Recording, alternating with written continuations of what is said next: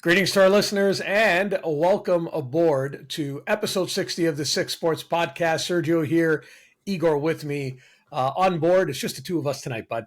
Another episode here. Little hiatus. We had a little hiatus. I was kind of under the weather last week, and I don't like to record when I got a little cold. You know, I don't want to sound stuffy. We're babies. I'm a baby. I'm definitely a baby. I'm a baby. All right. So first off, congratulations to us, 60 episodes. The big 6-0. That's it's got to be quite the milestone. I guess the next time we celebrate, it's going to be 100. Not 75. I mean, I don't know. 65 for retirement? Like, how do you want to do it? We're going to end it. I'm excited to say that outside of today's episodes, we have lined up some special guests upcoming in future episodes. Actually, I'm really hoping that I can line them up both for next week. One is an absolute gem, like a fire gem. I landed one. And we are going to pepper him with questions and try to get some hot takes. But all I'm going to say is former NHL coach. That's it. The curse lifter. Should I talk to him about that? You should. I don't know if that's enough to tip off our audience. Anyways, it is what it is. Let's jump into today. What do you got for me, buddy? Well, I watched the Jays game, so that's big. Wow. I'll tell you that much. That's how much of I had nothing to do that night. I did. So here's my hot takes, okay? Or yes, just please. takes. Initial takes. I wrote it down. Okay. Here's where I see the problems are, okay? One, let me just ask you this question. Yes. Since when did our bullpen and pitching become a weakness of the team when it was supposed to be our strength? I think we took some steps back from like a year or two ago. The starting pitching hasn't been a problem. The bullpen has been a problem. Further down. No. The bullpen's been a problem this year, unquestionably. Yeah, they've outside of a couple of guys in there, they've been horrible. Yeah. Chad Green, who just got back. Had a good start to the season, got injured, just returned. He's been good. And Yimi Garcia has been Jimmy. He's been a gem. Like, without him, they'd be in trouble. I mean, Romano's hurt, but any other arm that they're bringing in at this point, I don't want to say any other arm. Trevor Richards has been okay. Pearson has had up and down stretches, but I mean, our boy, Tim Meza, every time he comes into the game, serves up beach balls. So that's no good. By the way, yeah. And I want to allow you to get to the rest of your points. Mm-hmm. I blame all of Tim Meza's failures on Kyle.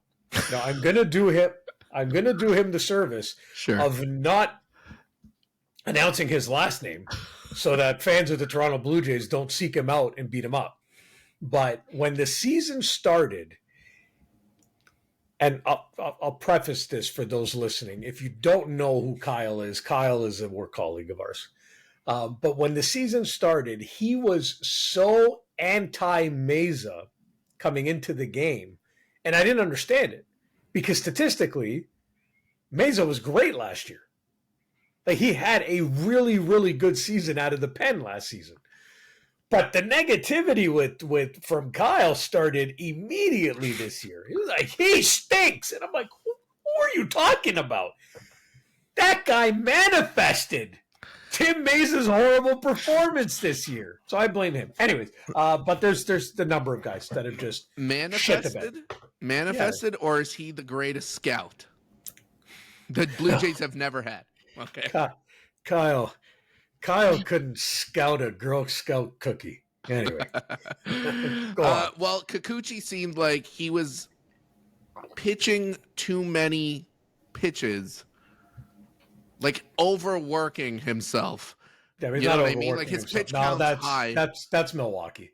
Higher than it needed to be. Yeah, Milwaukee does that. Milwaukee works the pitchers. That's what they do. Yeah. That's what they do.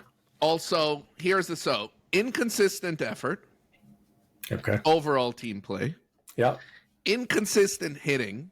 Right. One game, go off for 4, 5, 6, 7. The other game, you can't buy a run. Okay. Inconsistent. Do you know the record? Do you know Yeah, the it's like stat of the record? 89% win or something, 3 games up. Or 3 What? runs at least. Yeah. So we've talked on this podcast before about the Jays record when they score 4 or more. Right.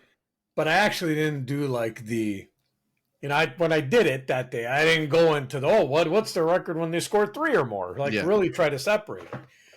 So in the games where they score 3 or more, they are 32-11. It's like, wait a second, what?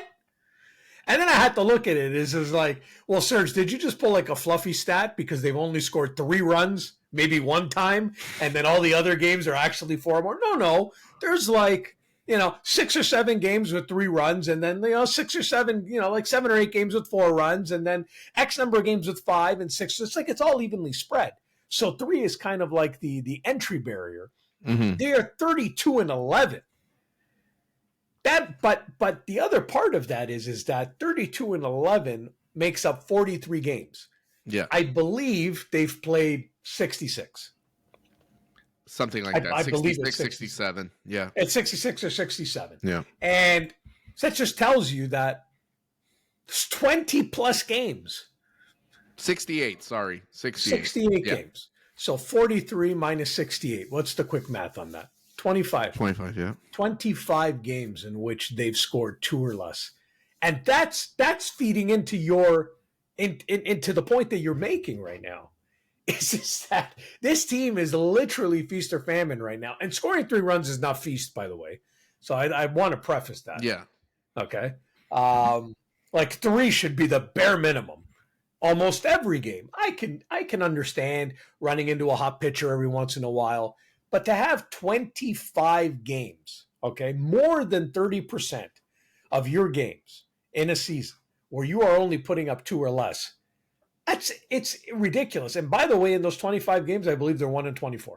1-24. This actually leads into my next point, which is they're not winning winnable games that are there on the schedule for them to be able to win. Do you know what I mean? Oh, what are you talking about? They did fine against the weaker part of the schedule. They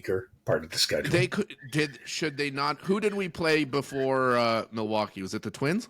No, they played Oakland. Or Oakland. Yeah, they should have swept them. But that's the point. This Okay. team is not good enough to do that. Yeah.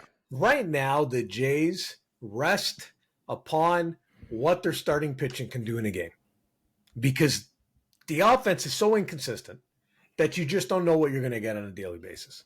And if the starting pitching can come out, which, by the way, it's impossible to do this all the time, but if the starting pitching can come out and hold the opposition to 2 to 3 runs and try to get deep into a game, which obviously they weren't able to do against Milwaukee, but if they can get to 6 innings or 7 innings to mitigate the usage of the bullpen, then they're in good shape.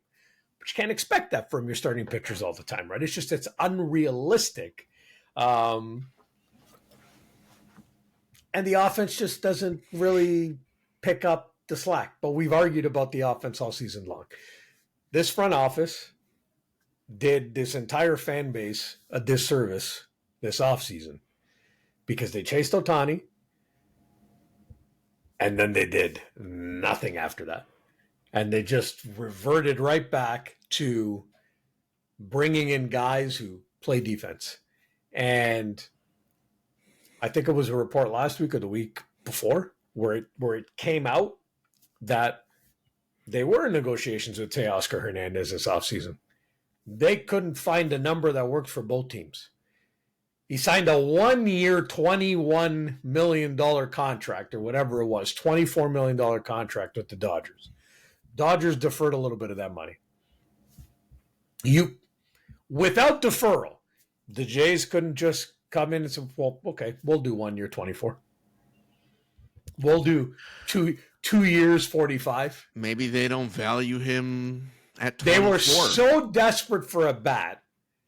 And that was the one that actually saves face for the offseason. Because that's the guy you traded away for a relief pitcher. Mm-hmm. A relief pitcher who was really good for the Jays last season. Like, he was really good for the Jays bullpen. Swanson was really good for the Jays pen last season. It's not gone well for him this year, and he was sent down to AAA. But last year, a very important arm back there. But to make a trade like that, and then to get a chance to basically bring back that player for free, and I use for free, it's not costing you assets, it's just costing you money. Yeah. And they didn't do that. But that's the guy that it's like when that trade happened, people are like, oh my God, you're trading, all these home runs out of the lineup, right? And they so desperately needed to get a guy with pop back in. Now he goes to LA, and now look at what Teoscar's doing this year. 280-something batting average, 17 home runs, 50-plus RBIs. He'd be leading the Jays in almost every offensive category. So, yep. When I hear shit like that, that's the stuff that really, really drives me nuts. Because, we sound like a broken record, but they didn't do anything to address it. And this is what you have now. And it's a problem now that when you really look at where they're in the race for the last wild card spot. And theoretically, they can be in that race all the way to the end. The teams that are in the mix with them, to try to get that, Minnesota, who's holding the spot right now, and then the teams around the Jays, there's no major threats there. Texas, who won the World Series last year, is missing 2 of their starters. Scherzer hasn't been playing all year. DeGrom is out for the year. Those are big losses. Houston, who's down there, should be better than their record. They could come on, but again, you don't know what's going to happen with that team. The Jays are in that mix. Detroit and Boston are in that mix, and I don't really worry about either of those teams at this point. So they're in the mix to, I guess, try to address some of these things, or should try to address some of these things on their team. But the problems don't only lie for the Jays this year. Like, if I sit here and say, okay, they owe it to the fan base who's invested in this team to try to make the playoffs, but they're in trouble for next year, Bucko. They're in trouble for next year. That's my last point, actually. Injuries and free agencies are going to hurt this team on the pitching side, which, to your point, has been their strength, the starting pitching. Well, Manoah's gone, right? He's going to get surgery on the elbow. That's going to keep him out at minimum 1 year. So if everything works out perfectly for Manoah, by this time next year, he'll start to ramp up a throwing program. Then he'll have to go to the minor leagues, likely probably spend a month there. So best case scenario, you might see him late July or August of next year. Well, they were in the process of figuring out, obviously, if this guy was going to be a part of the future of the starting rotation. Mm-hmm. Well, now he's definitely out of it. I don't know of a kid in the minors that's going to step up. Their best pitching prospect has been injured all year in Tiedemann. So you're going to rely on him for next year? No. Kikuchi's a free agent. Now I'm sitting here and you're looking at the starting rotation and you're like, oh crap. They're missing 2 starters. Yeah. Right? Are they forced to re-sign Kikuchi? Not opposed to it, right? But you've created such a hole in not addressing the offense this season. Now you have double more holes. Yeah. Now you're cheese or Swiss cheese. Yeah, now you're Swiss cheese. I mean cheese whiz. If we're having a cheesesteak, maybe. Yeah. But they are. They're a big Swiss cheese next year, and it's relevant, right? Because some people would probably argue, well, why are you looking at next year? Worry about this year. No, but it's all relevant Because if they make a push this year and they use whatever those assets are that they have in the minor leagues to try to acquire players to help them this year, you almost also need those assets probably to acquire guys on the starting pitching front next year, because it's multiple holes. And by the way, Danny Jansen is a free agent.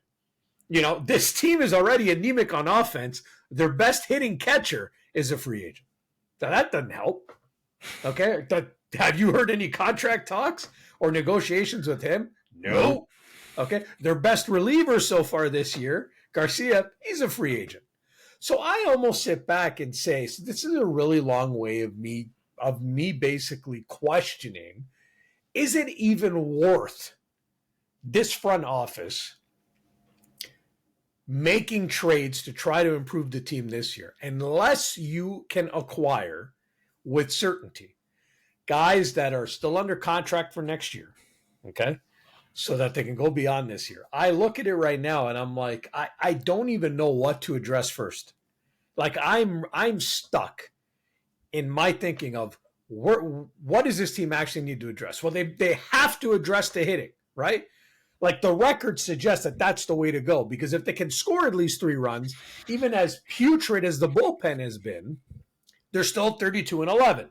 They won't keep up that pace, but my God, just get to 3 or 4 runs on a consistent basis. Yeah. So you got to acquire a hitter. Okay. All right. So they acquire a hitter. But then at some point, they're still going to have to address the bullpen. Like if you're going to move your cards in this year, you still have to address the bullpen. They don't have a choice but to address the bullpen, because you can't say, okay, well, we're trying to make a play for the playoffs, but then 60% of your bullpen can't get through an inning because they keep giving up runs. So it's just like, it's a shit show. Anyway. I think the frustrating thing for fans is they don't play poorly enough to like tank and finish at the bottom. They don't play well. They're not playing well enough to give you any hope of some deep playoff run either. Right? Yeah. They're in a mushy middle right now. We're kind of stuck in this Dante's Inferno of limbo, and it's like, like, is it going to get better? Probably not. Like, is it going to get worse? How can it? Who cares? We're already there. Like, I don't know. They are 3 games out of a playoff spot. I'd argue that the only reachable one, I think, is the last wild card spot. I don't, in saying that, I don't know how much I'm sold on Kansas City this year. They've been a surprise team. They might tail off too. They have been tailing off actually in the last little while as their schedule's gotten a little tougher. But again, I mean, I feel like it's so many holes for the Jays right now. They're in tough. They're in tough. I struggle in my own head when I think about this, where it's like, is it better off for this team to be a seller and try to recapture some assets, or, maybe like, there's a team out there that might need a reliever. There's actually a ton of teams that need a reliever. Yeah. And you've got Garcia as one of the best relievers right now in baseball this year. Do you turn that into something? Is a team looking for a back end of the bullpen arm? Someone who can come in late in games and help lock things down. Yes. I mean, matter of factly, there is. Baltimore's looking for one. I know that they're a division rival. There are other teams that are looking. Might you be able to identify a team that maybe has a starting pitcher, who's in AAA, who maybe is on the cusp of a call up, or is playing well enough that maybe warrants a call up, but he's in an organization that there's no path to that call up. Yeah. Maybe that team is locked in with starting pitching, and that young kid isn't going to get a chance this year. Can the Jays expose that and go acquire an arm like that, and then that guy it maybe is a back end of the starting rotation option for the Jays? It's trades like that, right?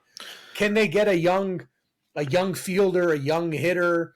I remember when speaking of Teoscar Hernandez, I remember when the Jays acquired Teoscar from Houston. It was a similar situation. There was no path for him really to continue to get playing time in Houston. And Houston had other kids that were making a push to get called up, guys that they felt had a higher ceiling than him. So the Jays at that time, Francisco Liriano, just a pitcher. That's it. The Jays, weren't in the race.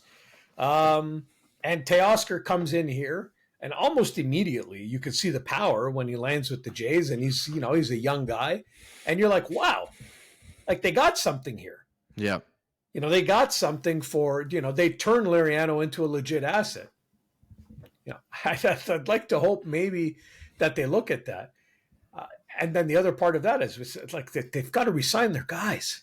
You can't if Danny Jansen walks as a free agent at the end of the season. Who's playing catcher next year? Well, Alejandro I was going to ask you, like, how deep is next year's free agency looking, for example? I haven't done a deep dive into the whole free agency, but I know got a list actually up. I know for a fact that Danny Jansen would be the best catcher available by a country mile. Yeah. Okay. Yeah. So they're going to have to pay to keep him. But it still makes sense because it's not like, the Jays don't have a budding prospect at catcher that's ready to take over. No, they traded him to Arizona for Dalton Varsho. So he's actually the youngest, also tied with Carson Kelly at age 30 as the youngest catcher for next year. Yeah. Everyone else is like mid-late 30s. Yeah. Yeah, I got to figure that it's going to take probably somewhere in the range in the neighborhood of a probably 5-year deal, probably, I would think. I can't put an exact number on it, but 17 to 20, 18, right? Yeah.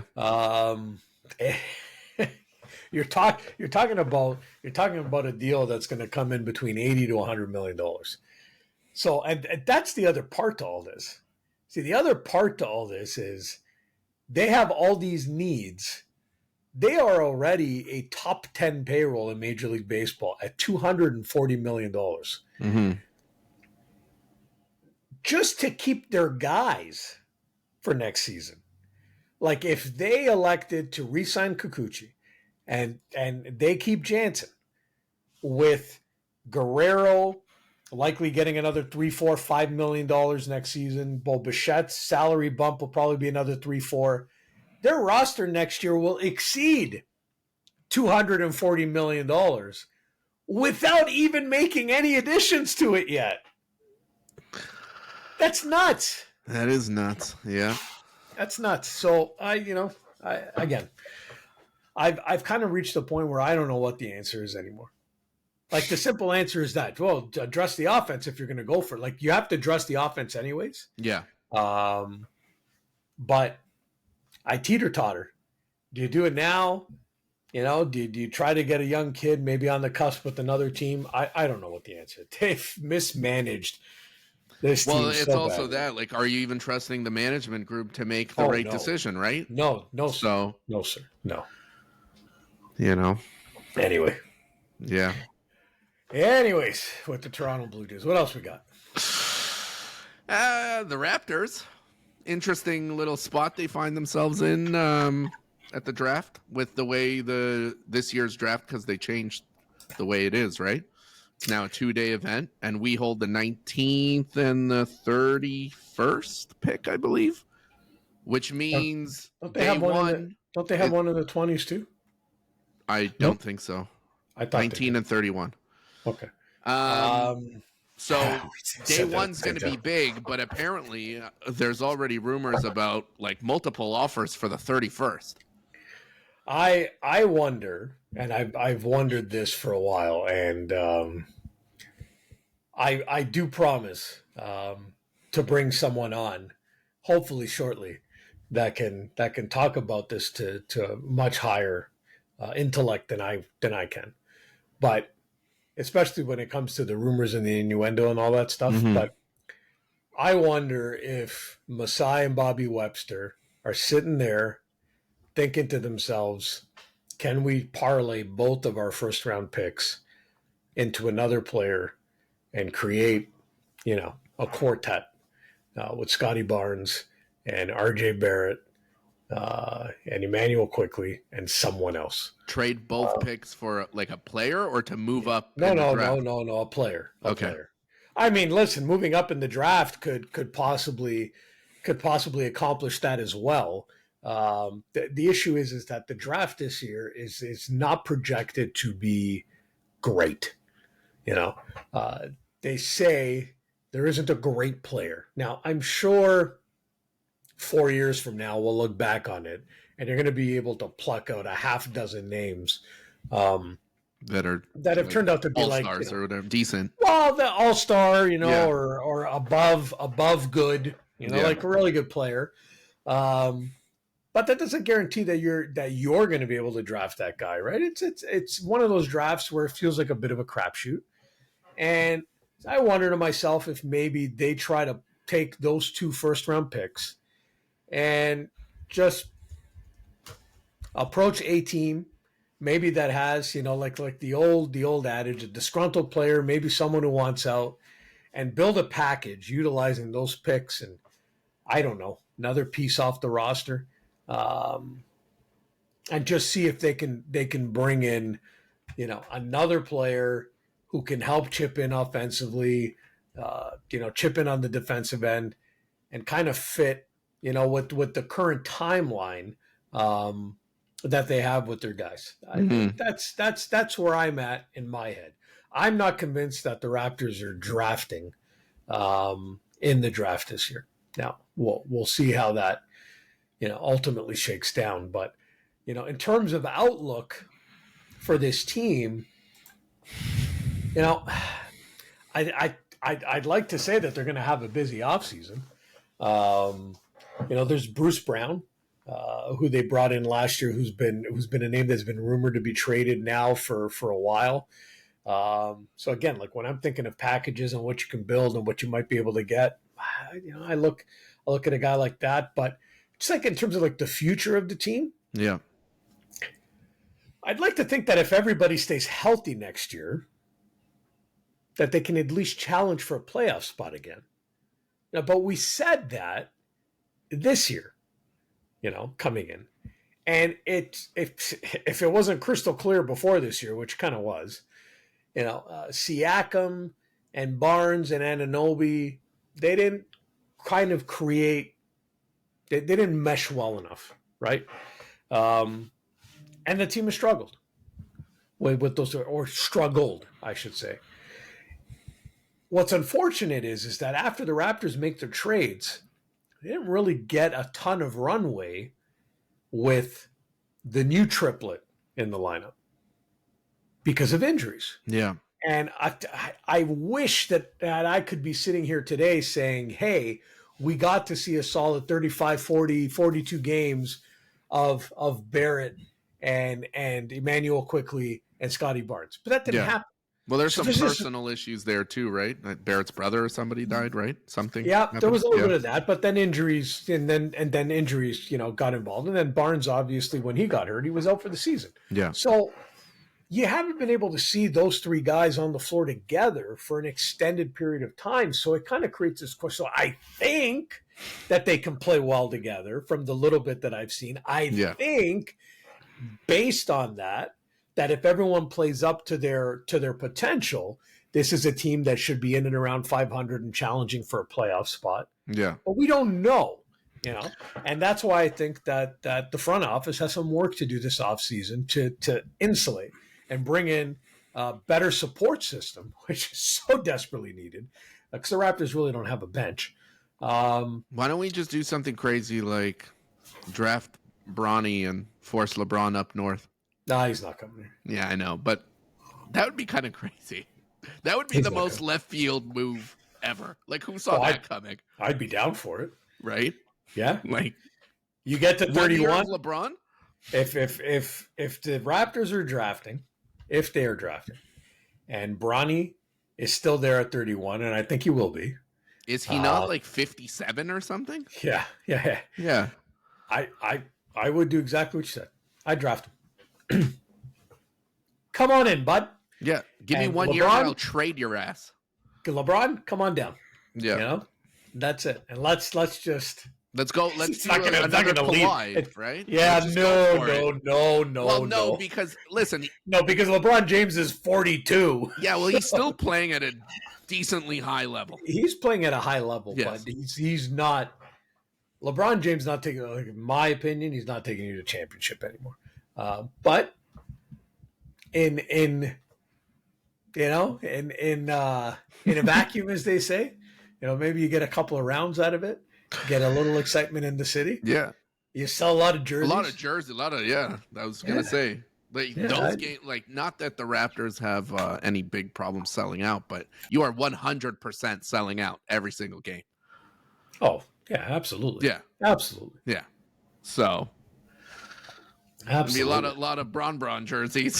So, but I mean, listen, beyond that, I just, there's so many question marks in this offseason for the Raptors. I don't have, I don't have enough to tell you, which direction are they going. They're going to need progression regardless. Like, Scotty still has to take another step. Yeah.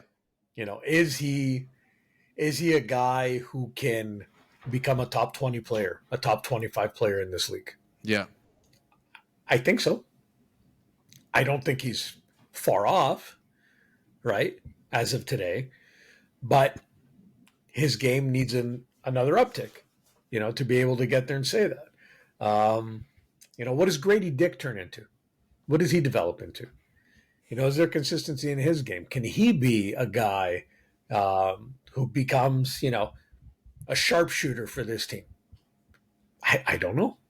I mean, I'm sure they drafted him with the hope that, and he can put the ball on the floor too, and he can get to the rim. He can do some stuff. But when you think of,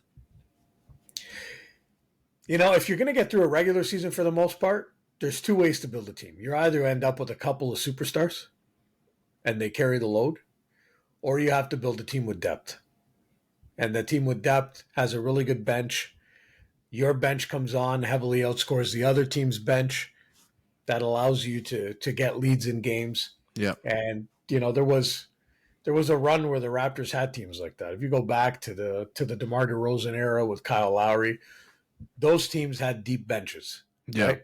Now, doesn't necessarily get you to a championship. Yeah. Right. But Toronto Raptors had to run into primetime LeBron James all those years. That was part of the problem. Maybe they could have got to a championship with that roster construction. I personally think it's the way to go again. I'm not going to compare the Raptors to Boston, but when you look at Boston, it's not one guy. There's depth on the Celtics. They're going to win an NBA championship. And they have multiple pieces on their team that allow them to do that. So I don't think the formula is completely broken. Are these like the players that the Raptors have, are these the guys that can turn into that? I mean, obviously, I have my doubts thinking about it, because I like RJ, RJ Barrett's still young. He's 24. Scotty's 23. I don't have it in front of me, but I don't think that I think Quickly is in and around that age, 25. Okay, so he's the oldest of the trio. I mean, it's not bad. You're right there. You got 10 these years guys. But this is it. This is the point now. Do you have another level? Do you have that little bit more? And that's what a Toronto Raptors season next year is going to answer. Again, hopefully, healthy season. But you're going to see. But again, when you talk about the draft, you talk about those picks, in the back of my head, I'm like, because Masai's always cooking up something or trying to cook up something. Mm-hmm. Who is he in on? What is he thinking of doing? Because I am not convinced that he's going to draft with those two picks. So looks like it's going to be an exciting couple nights, right? Trades are usually on day 2. If the trade's on day 1, but NBA offseason in general is a constant rumor mill, and an amusement park, to best describe it. Other leagues need to take a strip out of the NBA when you look at, like, their offseason's always something, because the It's stars force themselves out. It's all tampering. It's all tampering. So, Everyone already knows. Like, Yeah, 100%. Anyway, what else we got? Well, what do you guess? Let's talk about them Leafers, or you got anything else? And with that, thank you for joining us this week, and we will see you next. Let's start off on a possible surge rant here, or maybe a Lions Den moment. I don't know. Depends how heated you get. Elliot Friedman joins the podcast. I know you know where I'm going with this. Little tidbit came out. Don't know if you heard, but I know you did. Keefe kind of babied Marner because he was so sensitive and he didn't want to hurt his feelings. Oh my God! He went hard on Willie though. So we all suspected this of Mitch, eh? Like, we all suspected this. We remember, you remember the news conference, where he ripped into his play. What was that? 3 seasons ago. And then had to take it back the very next day. Where he ripped into them, and then the next day he basically came out and apologized. Yeah. And I remember it being a talking point amongst us even then. Like, oh my God, these guys are so soft that the coach had to apologize. Well, look at it now. Like, for something like this to come. And by the way, I know I'm going to jump all over the place here. Guys like Elliot Friedman and Darren Dreger and Bob McKenzie and Chris Johnson. Yeah. There's usually LeBron. Yeah. I don't want to forcefully say there's agendas there, but sometimes, okay, people are speaking through them. Yes. Okay. Yeah, for sure. And make no bones about it, Elliot Friedman does not make that comment thinking in his own head, this isn't going to get any play.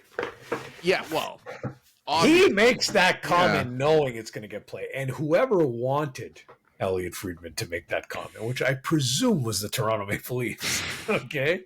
I presume it's Brad Treliving, Brendan Shanahan, or someone in there that says, I want you to say that. Yeah, there's a knife at its back. Because we are, because if you take what Friedman says, right, and you're reading social media yesterday and it's blowing up. Like, that comment is blowing up. Mm-hmm. And then so you take Elliot Friedman and you put him to the side temporarily. And it's like, okay, so what other rumors are out there? And then you got Frank Cervelli coming out with reports that the Leafs in these next few weeks are basically going to try to back the player into a corner. Yeah. So that they can make a trade. And now you take those two things individually and you put them both on the table and you're like, Elliot Friedman making this comment, right? And then this guy saying the Leafs are going to try to back the player into a corner. Well, now it all fits in the narrative, right? Yeah. Like, this is planned. Yeah, and they're using the one tool, the media, which they know that's like his kryptonite, basically. Absolutely. Right? Yeah. The media does not the media 100% does not affect William Nylander. No, he's got the thickest skin on the thickest, like William Nylander has leather skin. Yeah. Okay. You can't even penetrate that skin with a needle. Austin Matthews is not that far behind. Mitch Marner, on the other hand, okay, if he hears a whisper, that's it. Well, he has a team. He's got a bad day. He's got a team. Yeah, just again. Yes, he does. Yeah, that's come out. Yeah. Yeah. A team of people who go online to speak so highly of him. Yeah. He's got a team and bullies other people who speak bad. This is why when we talk about the need to trade a player, the need to change a nucleus, this is the stuff that I will always go to. I don't give a crap what stat you want to throw in my face, because all the relevant ones do not favor him. Okay. So, but I don't care what stat you want to throw in my face. I don't care how offensively talented he is as a player. I don't care that you're going to lose a trade. I don't care. Because the only path, in my opinion, and I keep saying it, for this team to have a chance to win a Stanley Cup is to get away from people like Mitch, who just don't have the headspace that is necessary to be able to operate in a market like this when the games matter most. And that's what it comes down to. I don't give a flying fuck that you can score 4 or 5 points in a game in game 53 of the season. I don't care that you might be able to get to 100 points in a year. It's irrelevant. When the games matter most in the playoffs, because the Leafs are never sweeping a freaking team, okay? They're always going to go to 6 or 7. Mitch is nowhere to be found. And that's it. Period. The end. So you've got to move on from that. You have to move on from that. And you've put yourself in a spot, because we keep saying it, where they're not going to get, we presume they're not going to get the best trade value, because it's a trade that should have been done last offseason. And you would have got a haul for Mitch Marner. Yeah. We don't need to beat that horse, though, again. Yeah, well, like the poor horse. Let's beat it again. Let's go. Yeah, the poor horse gets beat on a consistent basis, but it's frustrating, right? You know what would be the pettiest and most hilarious move on earth? I just thought of it. Okay, go ahead. Like if we trade him, yep, and then his first game back, we obviously have to do a tribute video, right? Well, do we have to do No, we do. Of course we do. It's the right thing to do. However, how hilarious would it be if the tribute video consists of only playoff game 6 and 7 lowlights instead of anything else that he's ever done?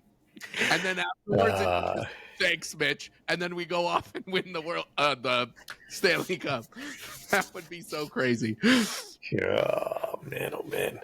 Listen, he's going down as like a top 5 Leaf of all time. Sure hope not. It's just statistically speaking, right? I sure hope that we can change that. I mean, I get Reinhart just scored 1-0. We got 1-0 Florida. Yeah.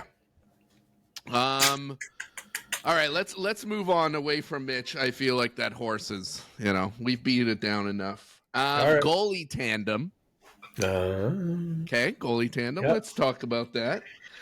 Do you have trust in Joseph Woll, or are you looking for, let's say, like a tandem, like 40, like basically a 50-50 split, or are you going big game hunting? I don't know if I don't like his Markstrom big game hunting.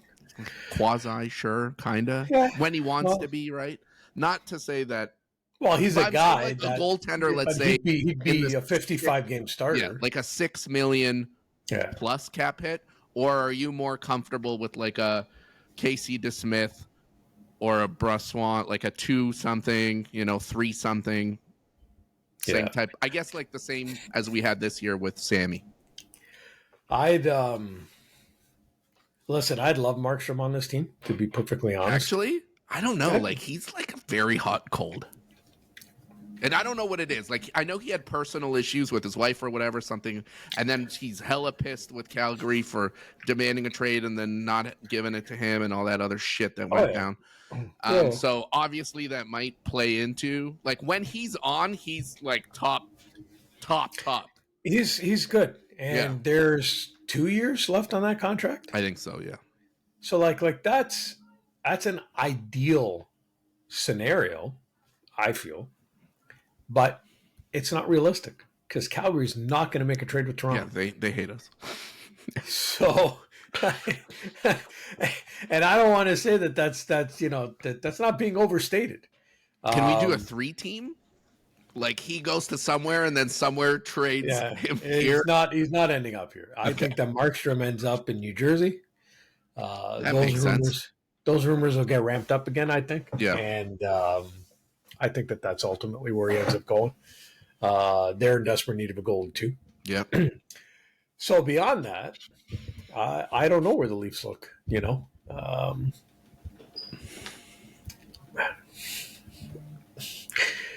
Do I want the backup? Do I want Hellebuck's backup? Because that's what he is. Yeah. Does what is it? Brosseau? Is that how you say it? Brossois? Brossois? Casey DeSmith? Yeah, but again, what are we talking about here? Well, you want some because okay. We're talking about guys that if you bring them in, yeah, it becomes that much more important to make sure that you have a third option. That's right. Well, we have a third option. The Hildebeest is not ready. No, not him. But we can keep Martin? What's his name? I'm blanking. Yeah, but what are you talking about? Martin Jones? Martin Jones, or isn't Things still on the team? Who? He got injured in Ottawa, Pittsburgh. You're talking about Matt Murray? Matt Murray. Matt Murray did. I mean, look, neither of these guys have a contract, but no, I don't. Because whoever that third option is has to start the year. Has to start the year in the AHL. Yeah. Yeah. Okay, but those goalies are easy to find. Like $1 million goalie, there's a bunch. There's got to be a bunch. But I'm sitting here telling you that I think that the third goalie is going to play a factor in the next season because so you can't trust Wall to get healthy. You can't trust him to stay healthy, right? Yeah. So you can't bank on that. And that's why it's like, yes, if I had my pick of the litter, go get me the genuine starter. Go get me the guy who plays 55, 56 games. And then I'm not as worried about who the backup is. You don't think that Brossois could start like 40 if he needed to? I'm going to check his stats. I mean, his stats. Yeah, he's never started more than 22.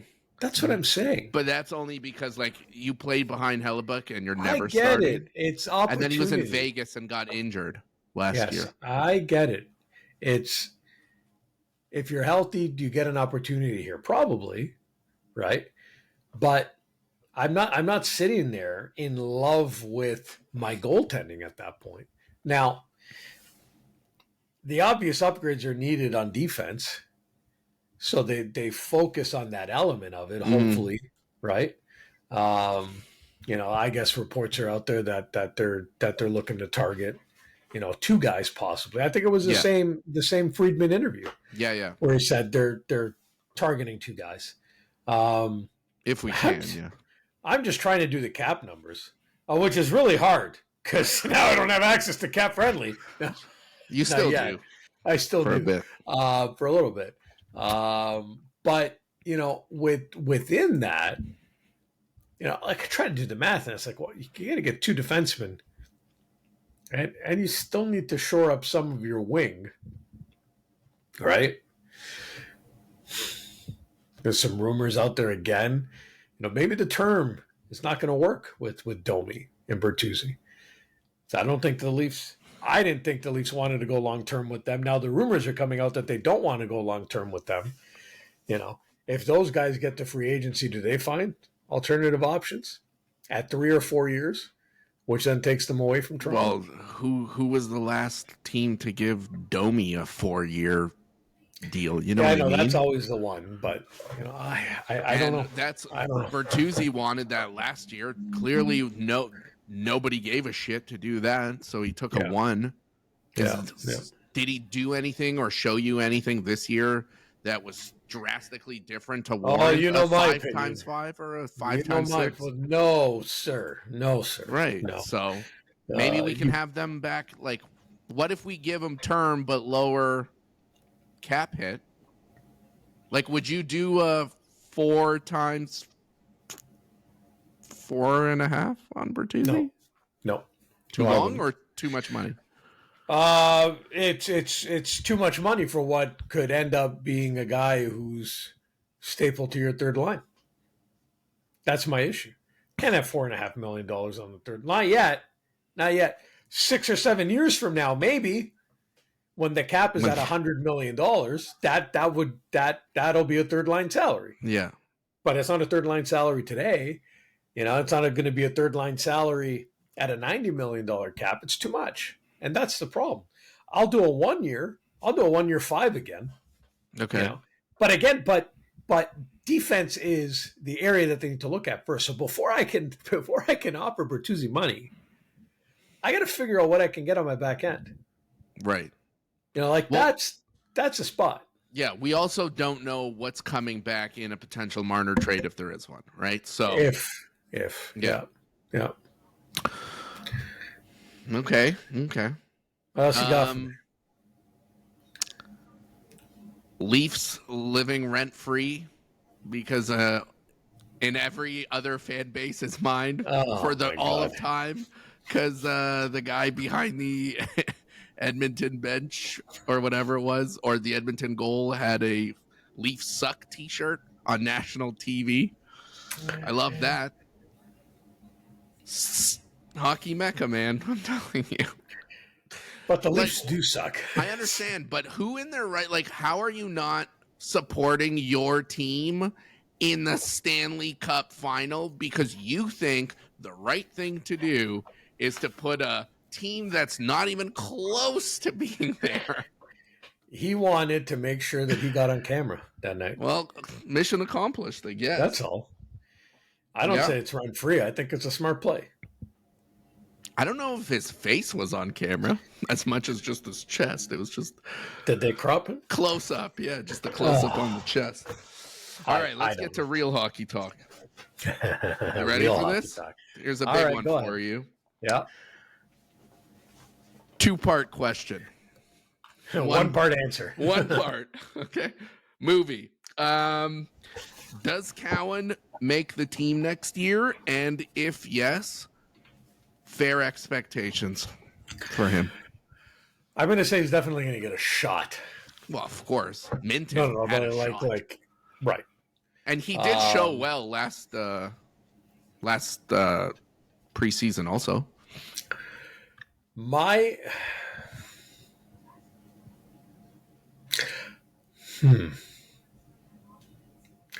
I'm going to say, and this is today. Yeah.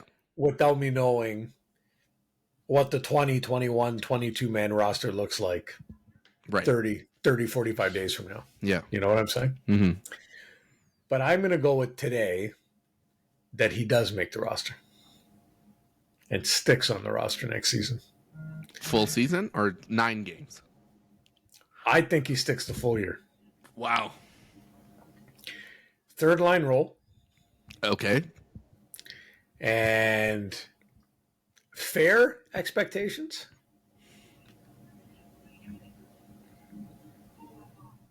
$12 goals and 25 assists. Just under 40 points. Right in there. Yeah. Like is a relevant contributor on a third line for the Leafs next year. Does he get a shot in the top 6? I mean, you never know, right? Injuries, whatever. They might give it to him. I can't forecast Imagine he just that's it. Does the bunting or whatever, and then just drop 65. I think it happens because I'm still in my heart of hearts, they're going to trade Marner. Okay. So it opens a spot. Do you know what I'm saying? I'm right. And if that happens, I mean, I don't know what the return is, but I have to assume that the Leafs are going to go hunting for a D-man in a return for Mitch. A kid line, like a Holmberg centering Robertson. No. And if Robertson even comes back. No, I think you need some experience, regardless. Yeah. And if Robertson comes back, there's a guy that, again, he does one thing, but he does one thing really well. Let's put the puck in the net. Yeah. 5-on-5 specifically. Mm-hmm. I'd love, by the way, 1-1. I don't know who scored for Edmonton, but it's 1-1. I'd love to see a world in which Robertson gets some run. But injuries always seem to creep up. Fogle scored. Who? Fogle.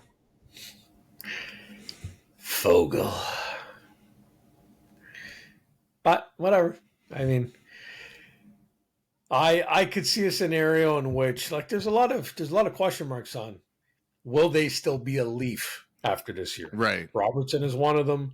Liljegren is another one. Obviously Marner. A little bit on Morgan Riley.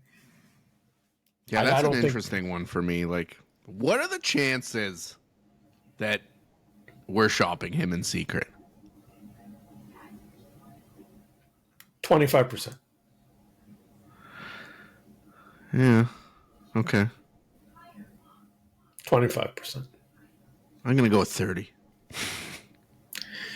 Just for fun. But that's part of what you need to address next year. Like, you need a guy that can come and run the power play because he's ineffective at it.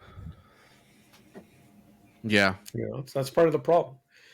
I think that the Leafs need to take a year off. And obviously I don't mean not play hockey. And they would never say it to the fan base, but I think it would be healthiest to not if make the media playoffs? And no, that's not what I'm saying. I think the team is still good enough to make the playoffs. Yeah. But they need to go, like we keep saying it, there needs to be a roster reconstruction here. And I think that in that, when you do that and you start changing the nucleus, it can't be as well oiled in the regular season as it has been. So from that element, I think they have to mentally be okay with a step back, possibly. It's like I said, it's the one step back to try to take two steps forward after. It might be more of a up down roller coastery type season where we haven't seen like a lot of like the last couple seasons. Have we had like a 3 to 5 game losing streak? Like I don't think so. There's probably a 3-game losing streak in there last year. We never had like a pretty long one though. Well, yes, right? But again, but for me, it's not even a game by game thing with them. It's just make the damn commitment to changing this up. Because, I'm not even suffering anymore. Because I came into last year so indifferent because it's like, well, they didn't do anything. They ran it back again, and now it's like, okay, now my expectation is that they're going to run it back. Because as much as I want these trades to happen, these trades are very difficult to make because the players control the process. When a player controls the process, it doesn't work. Okay, in the team's best interest. Kachuk controlled the process, right? And they got that deal done in 3 or 4 days. Yeah, and where's Calgary now? No, it doesn't matter. Well, in the moment, it was like, holy crap, what an amazing deal for both teams. In the moment, but in the moment, you can't have hindsight though, because no one has it. But you have to have hindsight. But in the moment, you don't, like when you make the trade, you don't know what's happening. Like no one's got a crystal ball. Well, and so now, the trade in the moment was a fantastic. Like everyone was praising Treliving for like how much. Let's end it on that. Sure. Let's use that as the example. Okay, Treliving has lived that. Yeah, he's lived the I'm in the corner. I'm going to trade the player. I do what's perceived as a value for value trade. Huberdeau is coming off of 115 points. Yeah. A value for value trade. And then I bring them into Calgary and I get both players inked to long-term contracts. Huberdeau and Weegar inked to long-term contracts. And where are they now? Well, then it was a coaching issue, obviously, or something. Okay. So, yeah. But now having experienced that, this is where my question comes. Okay. If he gets the ability to make a Marner trade, does that change his philosophy on what he looks for in a trade?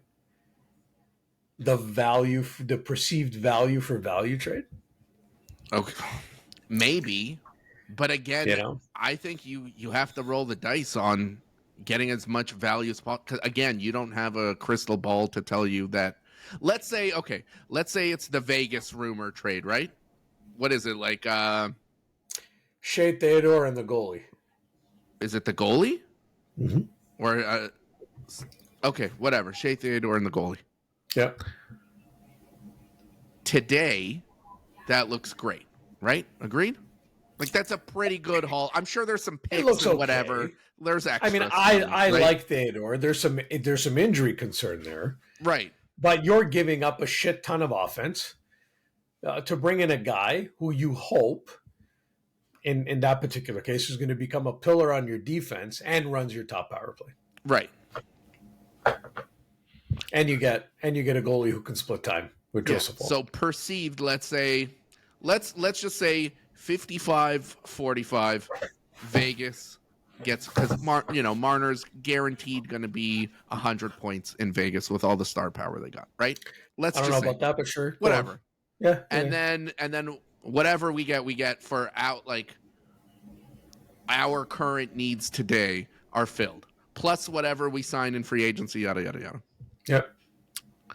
Today looks great. We don't know that, we can, like, these guys, Shea Theodore could never play I don't know, freak accident, an asteroid comes down, hits only his house, and he's dead, and that's it, right? And the goalie can't stop him each poor ball. Shea Theodore. Yeah, that's it. Like, you know what I mean? And we don't know. Or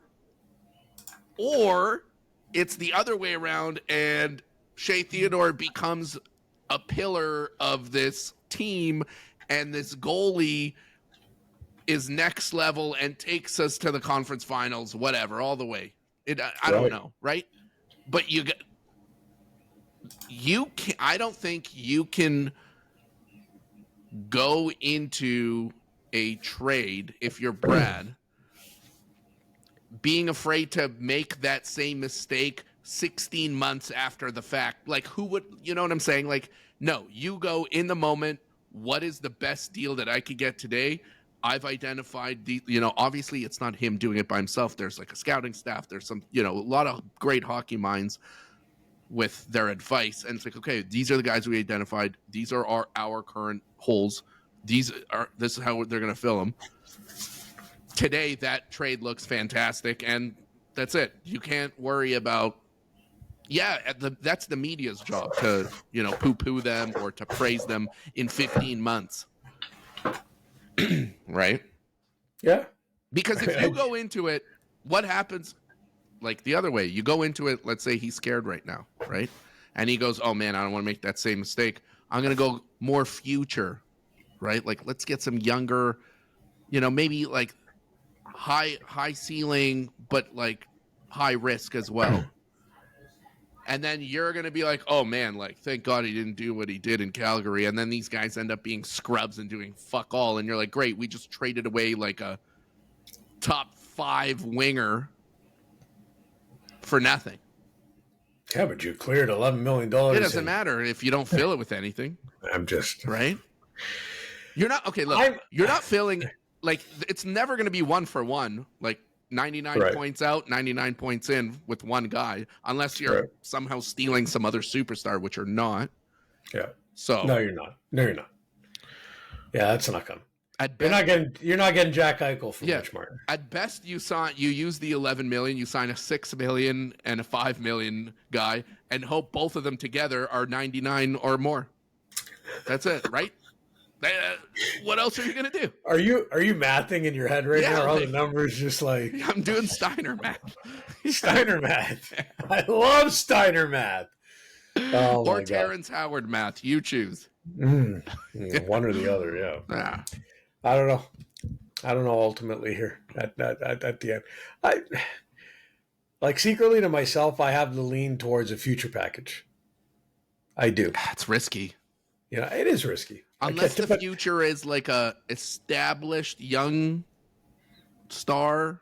Yeah. Not star, but like for sure going to take the next step. Nothing is ever for sure, though. No, I know, but like, steadily improving every year, right? I don't know that it would be that. I'm talking about a guy that maybe hasn't even hit the NHL ice yet. You want to go full futures? I'm just I don't know what the appetite is here, right? But because this is a trade that in my opinion, again, gets consummated after July 1st because of the bonuses on Marner's contract, they will have already done some of their work in free agency, which then kind of clears the path to knowing exactly what you need, right? Mm-hmm. Again, that's kind of where my head is at. So, all right, whatever. Anyways, listen, good, great chat, back and forth, great chat. Really appreciate it. I'm telling you, our one-on-one podcasts they're legit. I just, to unlock you, all I got to do is kick everybody else off. That's right. Anyway, thank you to our listeners and our viewers for tuning in to another episode. If you are on YouTube, smash the like button and hit the subscribe button. Yeah. And ring the bell. I'm really trying to get used to this stuff. We'd love it if you did subscribe, though, and that way you get the notifications and all that other stuff, and make comments on the videos, talk about my hair, talk about Igor's hair. It doesn't matter what you want to do. Love the feedback that we get in those chats. If you're listening on Spotify or Apple Music, we very much appreciate you as well. Subscribe if you can. And that's it. Tell your friends. Tell your friends. Yeah. Come on. Tell your friends. Throw us a bone. Yeah, throw us a bone. We need a bone.